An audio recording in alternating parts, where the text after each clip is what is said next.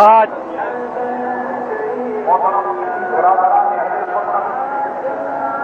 جماعت اور اس کا عدم اور احترام یہ ہے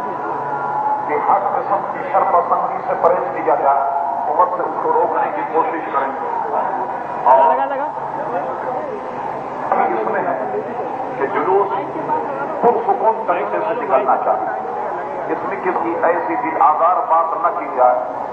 کوئی آدمی اگر قسم دے رہا تو محبت اور پیار سے اس کو سمجھائی جائے۔ جو رضاکار ہمارے متعین ہیں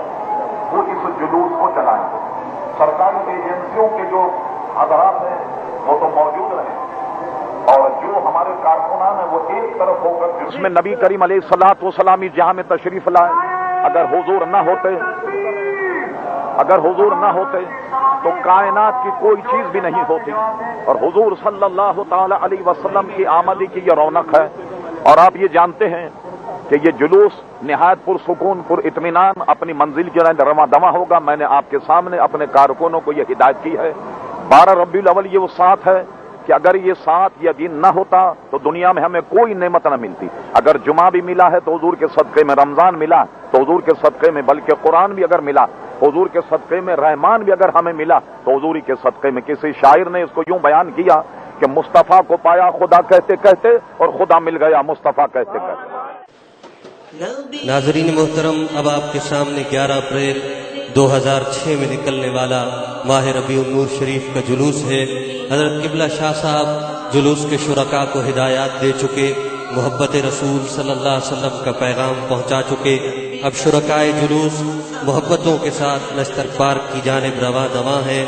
ہر صاحب ایمان فرد کی جبینوں سے محبت مصطفیٰ کا نور پھوٹ رہا ہے، اور ایسا کیوں نہ ہو کہ تاریخ عالم کے اندر 12 ربیع الاول وہ نرالا اور عظمت والا دن ہے کہ اسی روز عالم ہستی کی ایجاد کا باعث، گردش لیل و نہار کا مطلوب، خلق آدم کا رمز، کشتی نوح کی حفاظت کا راز، معمار کعبہ کی دعا، ابن مریم کی بشارت کا ظہور، کائنات وجود کے الجھے ہوئے گیسوؤں کو سنوارنے والا، تمام جہانوں کے بگڑے نظاموں کو سنوارنے والا، سید الاسفیاء،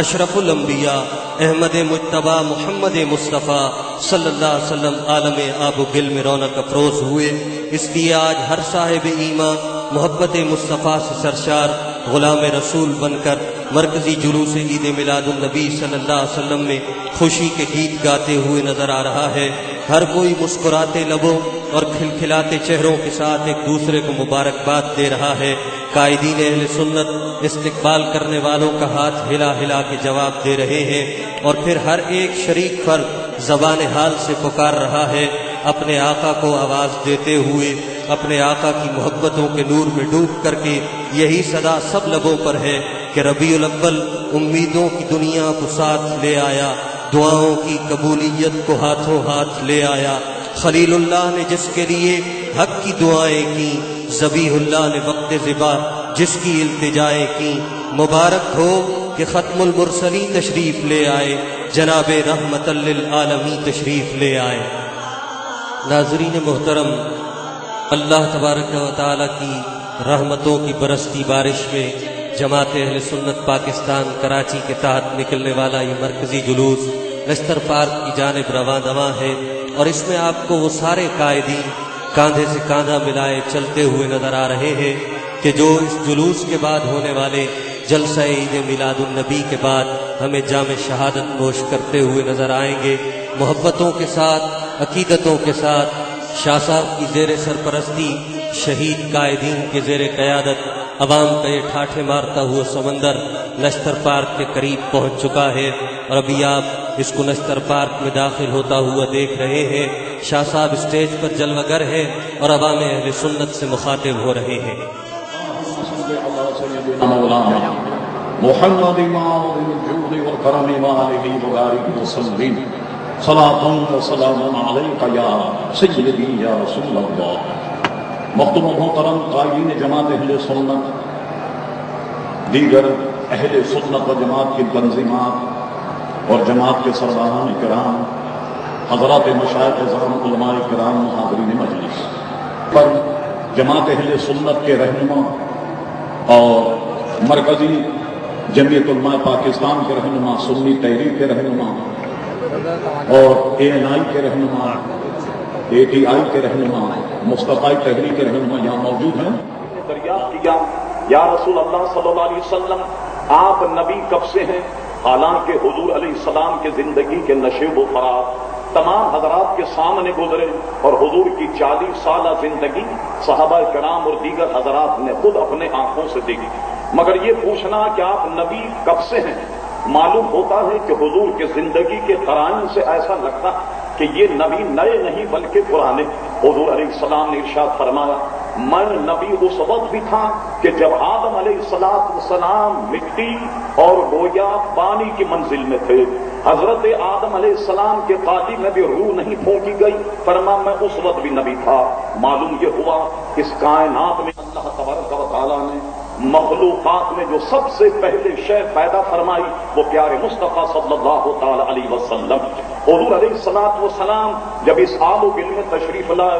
12 ربیع الاول ہے، پیر کا دن ہے، کیوں نہ وہ ساعت کہ جس میں حضور تشریف لائے تمام ساعتوں میں افضل۔ حضور جس دن تشریف لائے وہ دن تمام دنوں سے افضل۔ جس شب کے صبح صادق نبی کریم علیہ السلام جلوہ گر ہوئے وہ شب جو ہے وہ تمام شبوں سے افضل ہے۔ آپ بر صغیر کا عظیم محدث حضرت شاہ عبدالحق محدث دہلوی رحمت اللہ تعالی علیہ اپنی کتاب ما ثبت من السنہ میں یہ ارشاد فرمایا کہ تمام چیزیں تو حضور کو دی گئیں، یعنی شب برات حضور کو دی گئی، شب معراج حضور علیہ السلام کو دی گئی، شب قدر حضور کو دی گئی، جمعہ شریف حضور کو دیا گیا، عیدین حضور علیہ السلام کو دیے گئے،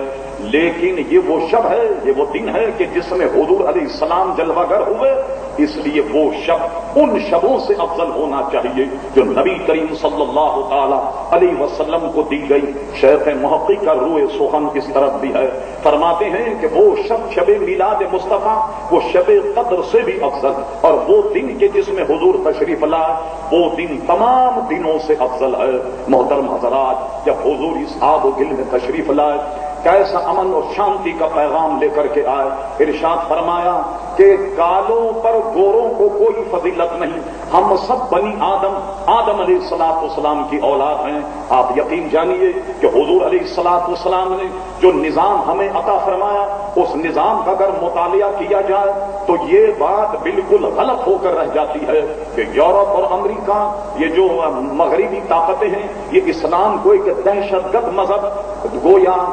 کہلوانے میں یا لوگوں کو اس پر برانگیختہ کرنے میں لگے۔ اسلام ایک بہت ہی امن اور سلامتی کا مذہب ہے۔ حضور علیہ السلام جب تشریف لائے آپ وہ موقع نکال دیجئے جب کفار مشرکین سے گویا وہ دورانیہ کہ جس میں حضور علیہ السلام نے جنگ لڑی، اس کے علاوہ اگر آپ دیکھیں ظاہر کے باطل اگر حق کے مقابلے میں امن آئے تو سوائے تلوار کے فیصلہ کون کر سکتا، اور اس کے علاوہ حضور علیہ السلام کی زندگی کو ملاحظہ فرمائیں آپ تو حضور علیہ السلام کا گستاخ ہے محترم حضرات، وہ واجب القتل ہے، اور دور اول سے لے کر جو انقلاب آپ نے زندگی میں برپا کیا ضرورت اس بات کی ہے کہ اس کو اپنایا جائے۔ اسلام نے جو نظام ہمیں دیا ہے محترم حضرات اس نظام کو اپنانا ہوگا۔ مجھے بتائیے کیا ساری کہیں گے سب ہم جب اس کے بعد ہم سچ بولیں؟ یہ تو وہ کام ہے جو ہمارے کرنے کے، لیکن بعض کام جو ہے وہ حکمرانوں بنائے گئے تو ہماری حکومت نے توانا جواب نہیں دیا، زوردار جواب نہیں دیا، معذرت خواہانہ رویہ انہوں نے اختیار کیا۔ وجہ اس کی یہ ہے عزیزان گرامی کہ اب تک مسلمان یا یوں کہیے کہ جب تک مسلمان نبی کریم علیہ السلام کا غلام اور حضور صلی اللہ علیہ وسلم کا مطیع فرما بردار تھا اس وقت تک مسلمان کبھی بھی کسی کافر قوت سے نہیں گھبرایا اور نہیں ڈرا۔ جب سے ہم بزدل بن گئے